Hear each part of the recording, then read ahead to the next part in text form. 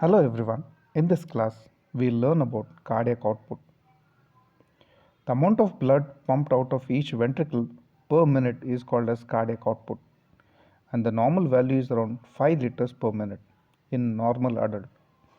Cardiac output can be written as stroke volume into heart rate, where stroke volume is the amount of blood pumped out of each ventricle per beat, which is around 70 ml, and heart rate is defined as the number of beats per minute, that is normally it is around 75 beats per minute.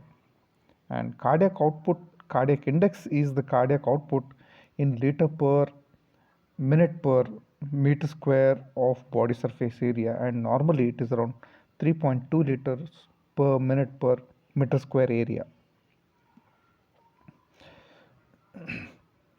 Estimation of cardiac output by Fick's method. Fick's principle states that the amount of substance taken up from blood is equal to arteriovenous difference of the substance time the blood flow. Fick's principle is modified to measure cardiac output, and if we take Qx as the amount of substance taken up or given out, and Ax as the arterial concentration in ml per 100 ml of blood, and Vx as the venous concentration of substance in ml per 100 ml of blood, then cardiac output can be given as amount of substance taken up or given out by organ per unit time divided by arteriovenous concentration difference. So that is why cardiac output can be given as Qx divided by Ax minus Vx, that is arteriovenous difference of that substance. There can be variation in the cardiac output. Physiologically, increase in the cardiac output can be seen in exercise, anxiety, excitement, and pregnancy, and the decrease in cardiac output is seen in standing from lying down position and in females.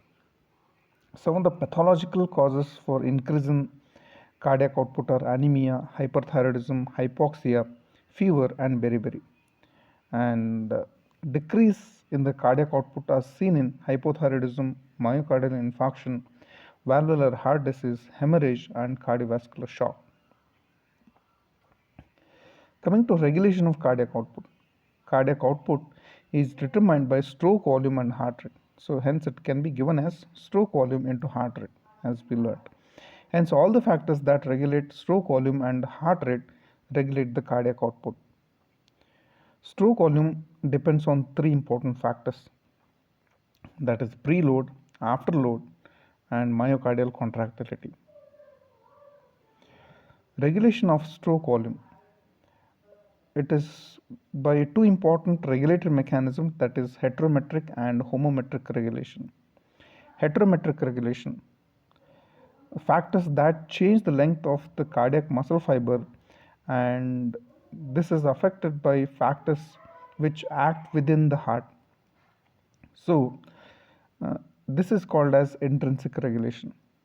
This is based on Frank Starling's law. Thus it is independent of chemical or nervous factors. As mentioned earlier, the force of contraction is dependent on preloading and afterloading.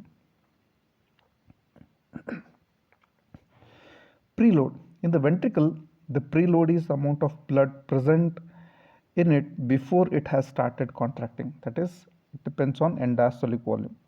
So within the physiological limit, more the end-diastolic volume, more will be the cardiac output. The factors affecting end-diastolic volume are the venous return. When venous return increases, end-diastolic volume increases. Venous return in turn depends on the blood volume. When blood volume increases, the venous return increases and diastolic volume increases. So stroke volume and cardiac output. It also depends on venous tone. When there is an increase in the venous tone, leads to decreased pooling of blood in the periphery, that increases the venous return, and hence EDV increases. It also depends on skeletal muscle pump.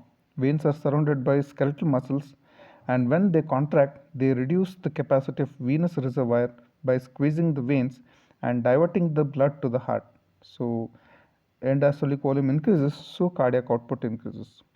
Intrathoracic pressure, an increase in normal negative intrathoracic pressure increases the pressure gradient along which the blood flows to the heart. So more blood is sucked into the thorax, venous return increases, and it is important during inspiration, as here intrapleural pressure falls. Posture of the body. Venous return is maximum in lying down posture. During standing, there is a venous pooling which in turn decreases the venous return. Atrial contraction. When atria contracts more effectively, the end-diastolic volume increases. Intrapericardial pressure. As intrapericardial pressure increases, there is a limit for ventricle to expand, and so filling is reduced. Depends on ventricle compliance as well. If the expansibility is less, the end-diastolic volume reduces. Afterload. For a left ventricle, afterload is the blood pressure in the aorta. When afterload is more, ventricles have to work more.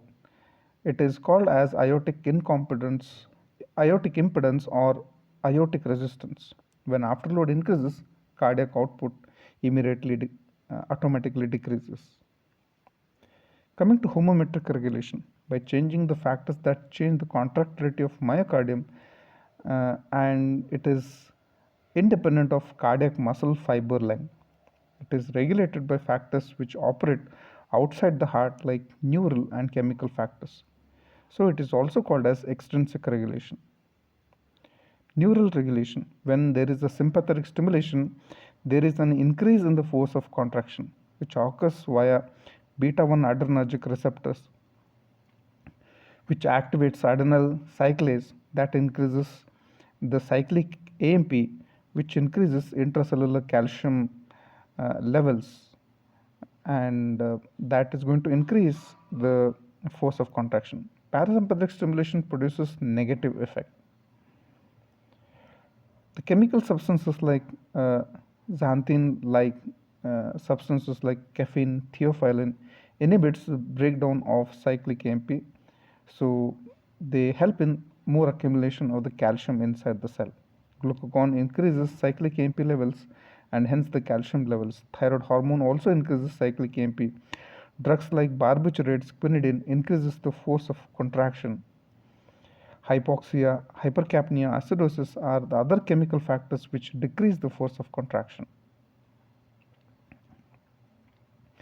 Coming to heart rate, normally it ranges between 60 to 100 per minute. It is also called as sinus rhythm as it originates from SA node.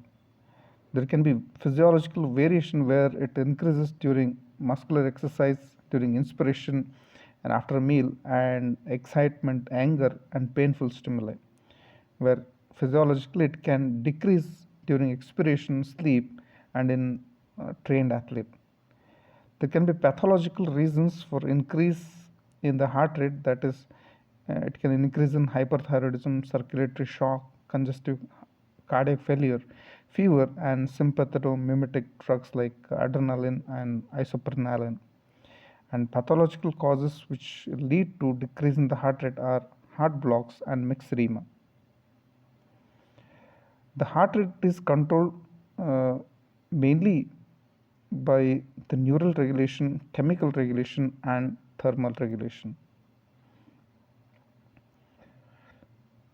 Summary of cardiac output regulation. So we know that cardiac output depends on the stroke volume and heart rate, and the stroke volume it mainly regulated by heterometric regulation and homometric regulation.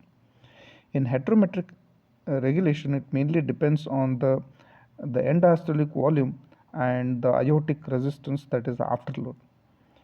And end-diastolic volume uh, increases when stroke volume increases, and stroke volume in turn depends on the venous return. The venous return again in turn depends on the blood volume, venous tone, skeletal muscle pump, intrathoracic pump, and the posture of the body or the gravity.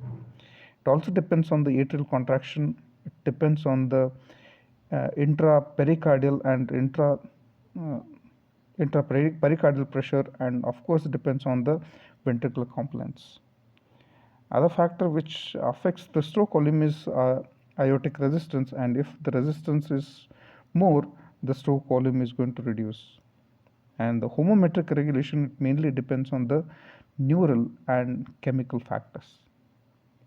This is in brief about cardiac output. Thank you.